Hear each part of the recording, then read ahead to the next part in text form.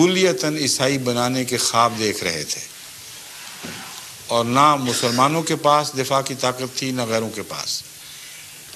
اس زمانے میں پادری لیفرائے امریکہ سے تمام ان کی دولتوں اور دنیاوی ذرائع کا سہارا لے کر آیا، یہ دعویٰ کرتے ہوئے کہ میں آنن فانن شمال سے جنوب اور مشرق سے مغرب تک سارے ہندوستان کو عیسائی بنا لوں گا۔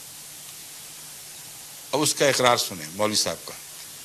اس وقت مرزا مولوی لکھا ہے اس نے، مولوی غلام احمد قادیانی سامنے اٹھ کھڑا ہوا اور یہ کہا اس کو کہ جس مسیح کو تم خدا کا بیٹا بنا رہے ہو میں اس کی موت ثابت کرتا ہوں۔ چنانچہ اس ایک دلیل کی طاقت سے پادری لیفرائے کے چھکے چھڑا دیے، اور وہ ہفتہ عشرہ میں ہی اس کی صف لپیٹے گی اور واپس بھاگ گیا۔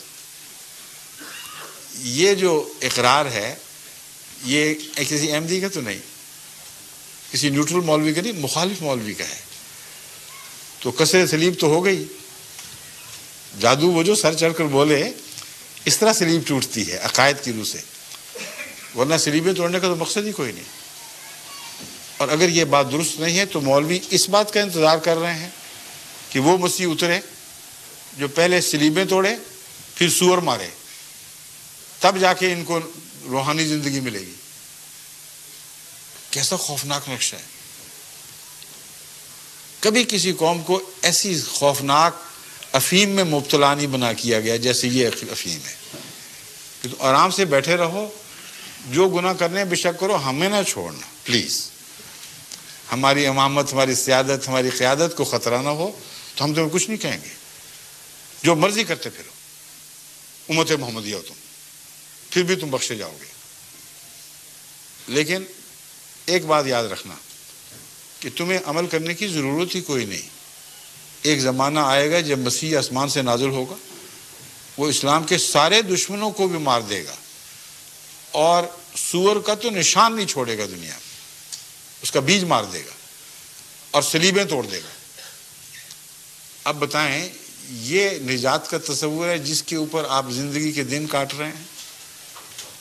اتنا کچھ گزر گیا عالم اسلام سے، پارا پارا ہو گئی امت، فتنوں میں مبتلا، ہر قسم کی برائیوں نے جنم لے لیے۔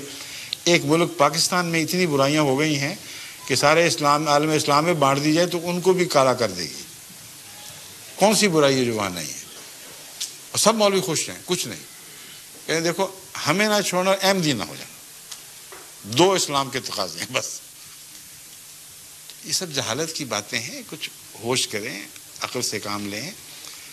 ایسا مسیح جو اس طرح کی صلیبیں توڑے اور ظاہری سور مارے، یہ مولوی کے تصور کا مسیح ہے، حقیقی نہیں ہے۔ وہی مسیح ہے جو رسول اللہ صلی اللہ علیہ وسلم کی غلامی میں آپ کے پیغام کی حفاظت کے لیے، آپ کے پیغام کے دفاع کے لیے صلیب کی روح توڑنے کے لیے آئے گا، اور وہ آ چکا ہے ہمارے نزدیک۔ اس نے دلائل کی روح سے ان کے منہ بند کیے ہیں۔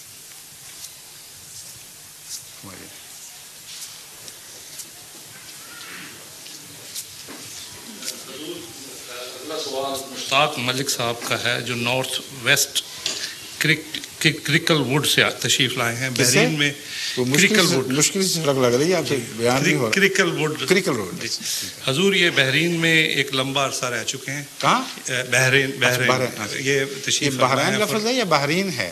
بحرین بحرین ہونا چاہیے، بحرین، دو سمندروں کے درمیان یا اس سے ملتی ہوئی جگہ، چاروں طرف سے سمندر ہیں، مگر بحرین کا لفظ کو مجھے عربی میں مزہ سمجھ نہیں آ رہی۔ بحرین ہو سکتا ہے، ٹھیک ہے، ٹھیک ہے۔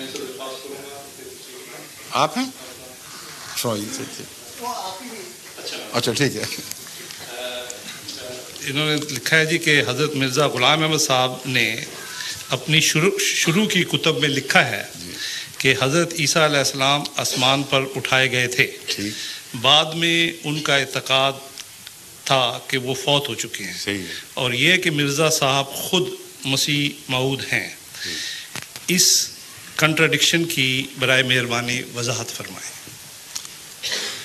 یہ کنٹراڈکشن نہیں ہے، بلکہ دراصل یہ آپ کے تقوی اور صداقت کی نشانی ہے۔ ہر نبی جو پیدا ہوتا ہے وہ بچپن سے تو کوئی اسکیم بنایا نہیں کرتا کہ میں نبی بنوں گا. عام بچوں کی طرح پلتا ہے, صرف اس میں نیکی ظاہر ہوتی ہے بس, اور کچھ نہیں. جب خدا اسے مقرر کر دیتا ہے اس سے پہلے کے جتنے خیالات ہیں وہ وہی منسوخ کرتی ہے, اپنی طرف سے نہیں کرتا. چنانچہ حضرت اقدس محمد رسول اللہ صلی اللہ علیہ وآلہ وسلم کے متعلق یہ قطعی مسلمہ بات ہے کہ جب تک شریعت کے متعلق آپ کو معین وحی نہیں آئی, آپ پرانی شریعت پر عمل کیا کرتے تھے, اور جو پہلے عقائد تھے ان کو نہیں چھوڑا. قبلہ بھی بیت المقدس کی طرف ہی رکھا, اور مگر دل میں تمنا تھی کاش یہ قبلہ بدل کے ابراہیم کے مقام کی طرف, اس کے مصلی کی طرف ہو جائے. تو یہ جو پرانے عقائد ہیں ان پر عمل رکھنا, ان کو سوچنا, قطع نظر اس کے کہ وہ صحیح ہیں کہ نہیں, یہ بھی تقویٰ کی نشانی ہے. جب تک خدا وضاحت نہ فرما دے ان باتوں سے نظر نہیں ہٹتی, نظر ان باتوں سے پھر نہیں سکتی. بس جس طرح تحویل قبلہ ہوئی تھی اس طرح حضرت مسیح موعود علیہ السلام کا اس معاملے میں تحویل قبلہ ہوا ہے. آپ مولویوں سے پرانی نسل سے سنتے چلے آ رہے تھے, نسل بدر نسل سنتے آ رہے تھے, مسیح زندہ ہے مان لیا, لیکن جب خدا نے فرمایا تو ساتھ نشاندہی بھی فرمائی قرآن کریم میں. کون کون سی آیات اس پر گواہ ہیں. پس جب آیتیں گواہ ہو گئیں اور آپ نے پیش کر دیں تو آپ کی تبدیلی نفس کی تبدیلی کی وجہ سے نہیں بلکہ قرآن کے مضمون سے تقویت پا کر ہوئی ہے. اس لیے ان باتوں کو تضاد نہیں کہا جاتا. سمجھ گئے؟ شکریہ. حضور اگلا سوال مس طاہرہ یونس جو کلیپم سے تشریف لائی ہیں ان کا ہے. وہ غیر از جماعت خاتون ہیں. وہ کہتی ہیں میں یہ پوچھنا چاہتی ہوں, وہ یہاں تشریف فرما ہے. جی جی. وہ کہتی ہیں کہ میں یہ پوچھنا چاہتی ہوں کہ احمدی کو کیوں مسلمان نہیں مانا جاتا؟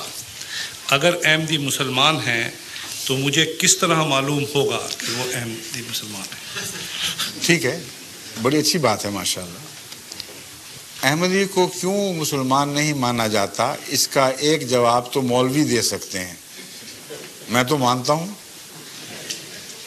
اس لیے غلط آدمی سے بات پوچھ رہے ہیں, لیکن ان معنوں میں ٹھیک بھی ہے کہ ان کو پتہ ہے کہ مجھے علم ہوگا اور انہوں نے مجھ پہ اعتماد فرمایا ہے کہ میں سچ بات کہوں گا. اس لیے اس پہلو سے میں جواب دیتا ہوں مولوی کیوں ہمیں غیر مسلم قرار دیتے ہیں.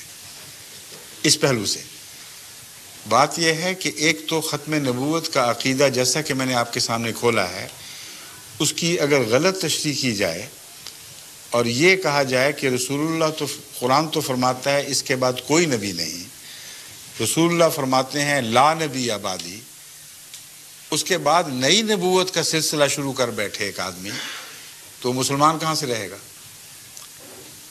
جس نے ختم نبوت کی مہر توڑ دی, جس نے رسول اللہ علیہ وسلم کی غلامی سے آزاد ہونے کا ادعا کر لیا, وہ بھی کافر, اس کے ماننے والے بھی کافر.